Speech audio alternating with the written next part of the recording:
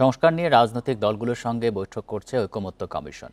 বিস্তারিত জানাতে যোগ দিচ্ছেন সহকর্মী শিকদার মেহেদী হাসান। মেহেদী, বৈঠকটি এখন কোন পর্যায়ে রয়েছে? কোন কোন বিষয় নিয়ে আজকে আলোচনা হচ্ছে? আজকের বৈঠকে কারা কারা অংশ নিচ্ছেন? বিস্তারিত জানাবেন।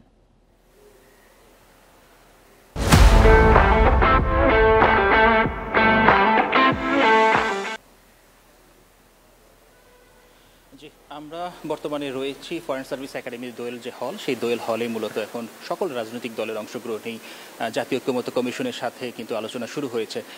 এখন থেকে ঠিক যদি আমি বলি 15 থেকে 20 মিনিট পূর্বেই কিন্তু এই আলোচনাটি শুরু হয়েছে এবং আজকে মূলত যে আলোচনা, সেই আলোচনার প্রতিপাদ্য বিষয় হিসেবে 3টি বিষয়কে তারা নিয়ে এসছেন। আমি যদি আপনাদের নির্দিষ্ট করে বলি, প্রথমত প্রধান বিচারপতির যে নিয়োগ প্রক্রিয়া, সেই নিয়োগ প্রক্রিয়া নিয়ে তারা আলোচনা করবেন তত্ত্বাবধায়ক সরকারের ব্যবস্থা এবং জরুরি অবস্থা নিয়ে।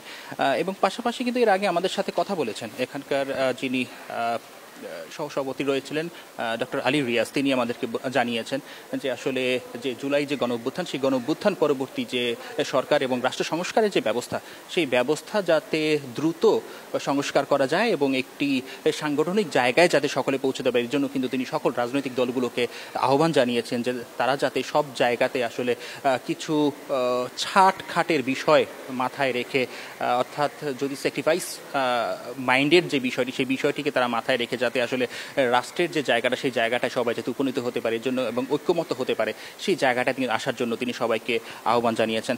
আর আমি যদি একটু সংস্কারী বিষয়ের জায়গায় যদি একটু যাই, সেই জায়গায় একটু বলতে চাই আসলে এখানে যে প্রধান বিচারপতি যে নিয়োগ, সেই নিয়োগের বিষয়ে যে সংস্কার কমিশন, সেই সংস্কার কমিশনের তরফ থেকে কিন্তু প্রস্তাব করা হয়েছে যে আসলে বিদ্যমান যে বিধান রয়েছে, সেই বিধানের বাইরে গিয়ে আসলে যারা আসলে আপিল বিভাগে যে সকল বিচারপতি থাকবেন, তাদের মধ্য থেকে জ্যেষ্ঠতার মাধ্যমে আসলে যাতে এই বিচারপতিদের নিয়োগ দেয়া হয়।